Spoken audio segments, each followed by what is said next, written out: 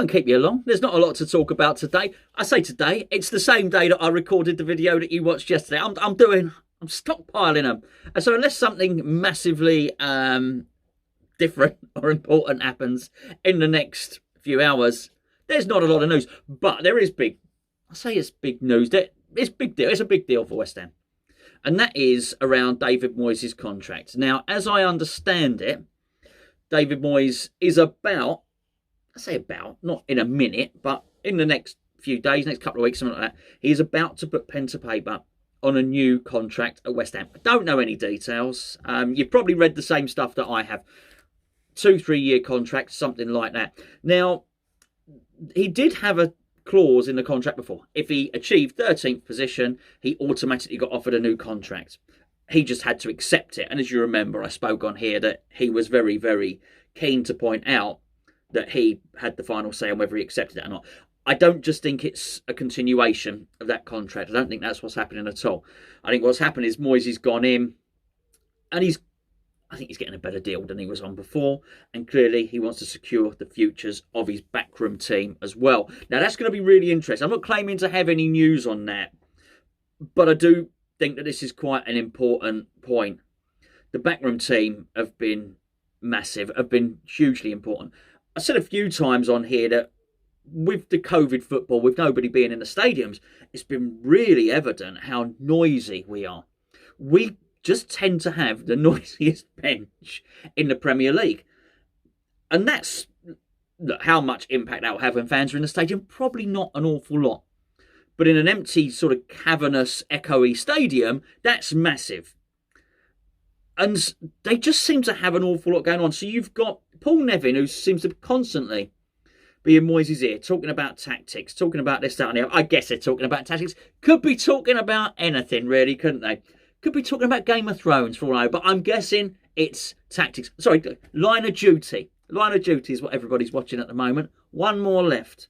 I think I'm up to date. People are raving about this stuff. I've got to say, it's not even the best line of duty there's been, but it's all right. I'm watching it anyway. So Paul Nevin's whispering sweet nothings in David Moyes' ears. Ear, not ears. He doesn't go both. He doesn't go both sides. Doesn't whisper something that side. Say, oh, by the way, have you seen their right back? No, I don't think that's happening. Sorry, the arm on my chair collapsing. That's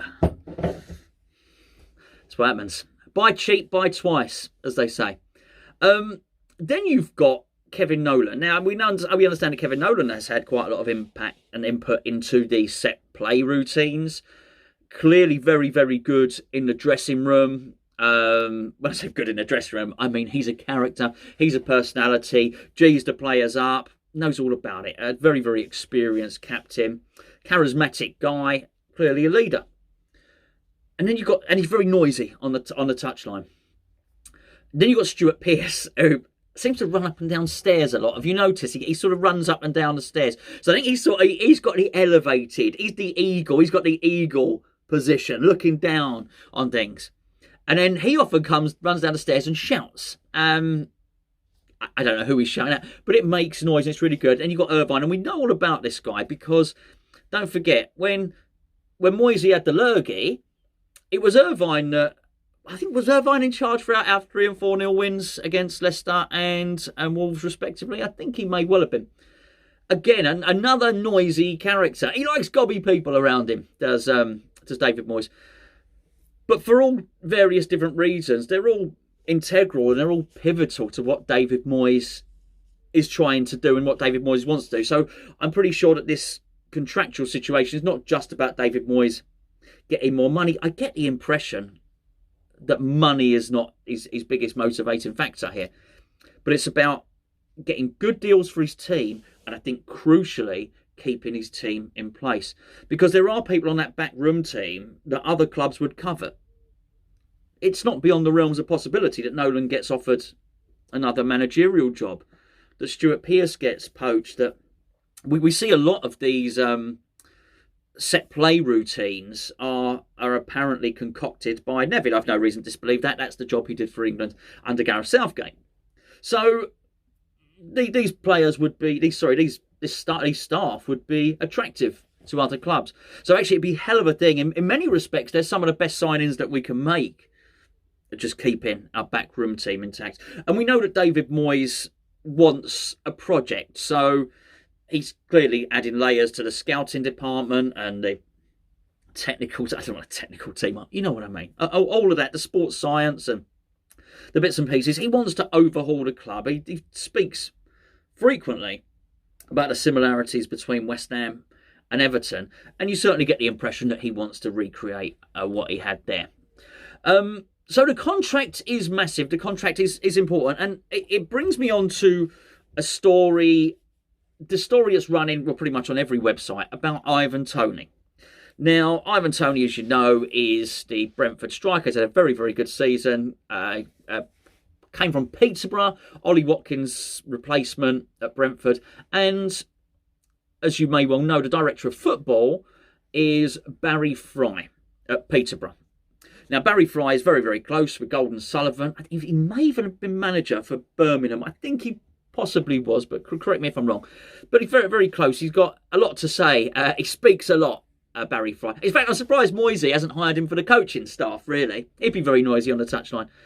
Now, in this article, it suggests that Barry Fry has recommended Ivan Toney to David Sullivan.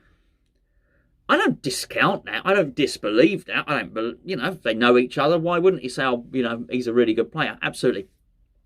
What I don't believe will happen is that because Barry Fry's had a word in David Sullivan's ear, he'll then sanction a £25-30 million purchase of a striker from Brentford. I just don't think it will happen, because I don't think we're going to get anybody that David Moyes doesn't want to get anymore. It may well be that David Moyes likes Toney. I suspect he won't, because for reasons I've suggested before, he seems to stay sort of within the parameters of the 18-yard box, stays quite central. Whereas I think Moyes, he's looking for a little bit something else, somebody that can drift wide and do some other things. It may well be he does. I don't think so. He's a very good poacher, very good instinct, very good eye for goal. Very good nose for sniffing out an opportunity, some might say.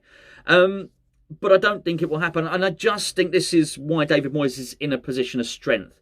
He's possibly held off for two reasons, really, on negotiating this new contract. Number one, I do believe him when he says he doesn't want the distraction. He doesn't want to... he wants to concentrate on the league, on the push for Europe. I believe that. But also I do believe that David Moyes himself is nobody's fault. He's probably aware the longer he leaves signing that new deal, the more sway he has, the more position of strength he has.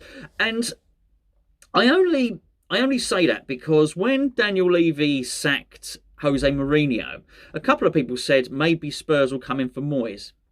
Now, I don't think they would, because I think part of Mourinho's issue has been he's perceived to be negative. And funnily enough, you look at West Ham under Moyes, actually we scored lots of goals and we've conceded lots. So I think it may be not entirely accurate that he's just a defensive manager. There's been plenty of games where we've had lots of shots, scored loads of goals, as I said. However, I thought, well, no, I don't think that would happen. I don't think David Moyes would. I don't think Daniel Levy would come and poach David Moyes. I don't think that would be who he would be looking at. But I did think about it for a second. I did.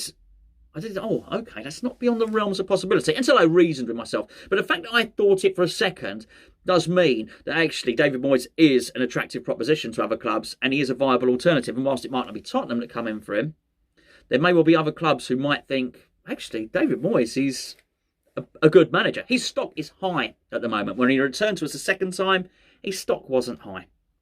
But now he's saved us from relegation twice, and now, if things go as it looks as though they will, taken us from relegation candidates to European candidates in the space of a season. And we've been a tough nut to crack. We're a really, really good team. So David Moyes can now say to David Sullivan, say to David Goals, okay, well, this is the contract that I want, and these are the players that I want, and this is how it's going to be. And I don't think he'd be unreasonable in his demands. I don't think he's going to say for me to sign, I want 100 million to spend on players. You give me what you gave Pellegrini. I don't think that will be there. I think he just wants a fair crack at a whip. But I do think he wants to build as well. So this is just good news, and it's good news for West Ham.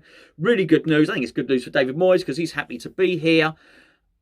And I feel now we can really start building towards next season which we're clearly doing, but obviously not forgetting about this season because we've got Burnley coming up. Anyway, hopefully there'll be some news. Actually, there is some transfer stuff. We've already been talking for 10 minutes. I say we, like I'm not blaming you. It's me that's been talking for 10 minutes. I should really get a job on David Moyes' coaching staff, shouldn't I? Just talk on the sideline, something like that. Whispering David Moyes here. He's over here. Paul Nevin one side, me the other. Anyway, I'll catch up with you tomorrow.